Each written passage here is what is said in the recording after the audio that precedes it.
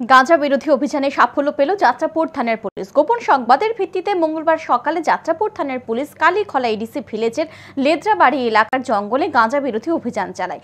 যাত্রাপুর থানার ওসি স্মৃতিকান্ত বর্ধন এক সাক্ষাৎকারে জানান, এদিন 10 থেকে 12টি গাঁজার নার্সারি কেটে ধ্বংস করা হয়েছে। এতে আনুমানিক 3 লক্ষাধিক গাঁজা গাছের চারা কাটা হয়েছে। তিনি আরও জানান, আগামী দিনেও গাঁজা বিরোধী অভিযান জারি থাকবে।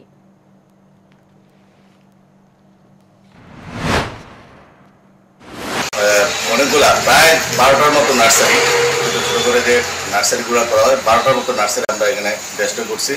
এগুলো সবগুলাতেই গাঁজার চারা ছিল, তো ডেস্ট্রয় করছি। এবং এগুলা হলো সবগুলোই ফরেস্ট রিজার্ভ এরিয়াতে আছে এখানে পাহাড়ে। তো এগুলো ডেস্ট্রয় যে করছি, চারার যে সংখ্যাটা হবে প্রায় অনুমান 3 লাখ, 3.5 লাখ